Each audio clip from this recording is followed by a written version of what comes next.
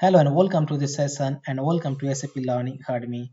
In this tutorial, I will be telling you about the data lake, like what is data lake and where is the position of data lake in the business application. So it is also important to know that what is the difference between data lake and data warehouse. So I will be explaining everything in this tutorial. So first we should know the definition of data lake, then we will be moving more into the use cases. So data lake is a storage of structured, semi-structured and unstructured data, and it is a storage of OLAP, OLTP, file or other data types. So it is a structure of your analytical data or the transactional data. So both kinds of data can be put together into one place that can be called as data lake. And there is a difference between data lake and data warehouse. Those who are working on data warehouse, let me tell you that data warehouse is a solution where we store the structured data. So structured data are stored for some definitive purpose, but whereas in the data lake we store all kinds of data for different kind of purposes, and that I will be explaining in the next slide.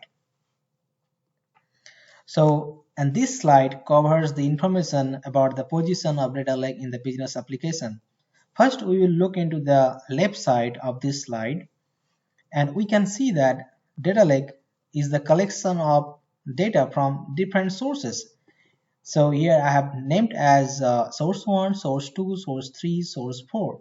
So it can be your OLAP system, it can be OLTP, it can be your file system or any other third-party system. So all kinds of data can be stored in one place, and on top of data lake we can apply the advanced technologies of business intelligence like the data science, machine learning and artificial intelligence or IoT. So these are the newer technologies. Those can be used to derive some information from this data. And if I talk about the SAP, so how the data lake looks like in terms of SAP, and data lake can be a combination of SAP HANA cloud or the SAP HANA on-premise. So data lake can be combination from both, and as well as the, suppose if I talk about S4 HANA, so the data from S4 HANA, B4 HANA, everything can be collected in one place that can be called as data lake. And on top of your data lake and all the business intelligence technologies can be applied.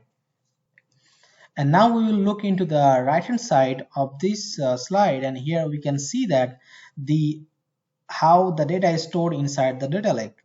So if I talk about any other company or if I talk about the SAP, we can see that the data is distributed among 3 layers, and those are called as hot, warm and cold data.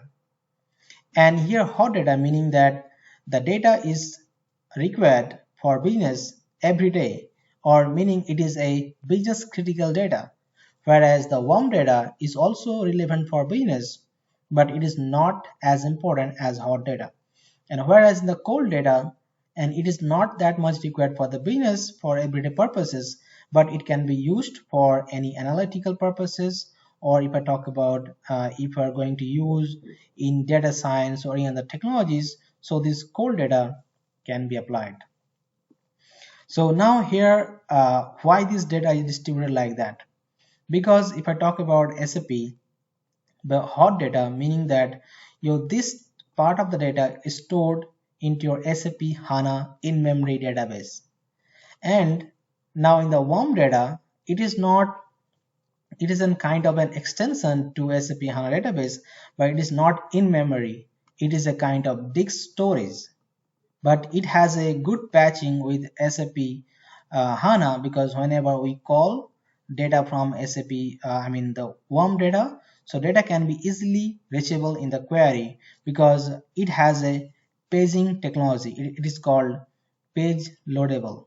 So here by this, the data can be disks can be quickly loaded into the HANA, and can be quickly loaded into the query. So in the last one, the cold storage, here the SAP IQ technologies is applied, and it is not in memory, and it is a kind of different technologies, and where it is a kind of less costly as well. That's why huge amount of data can be stored in SAP IQ. And then because this pyramid applies to the data as well, the least amount of data will be stored in the hot data, then in the warm data, and the biggest data will be in the cold data. So that is a kind of a example how the data looks like inside the data lake in the SAP HANA system. And so thank you for watching this tutorial, and if you have any question, please write a comment below, and thank you for watching. Have a nice day.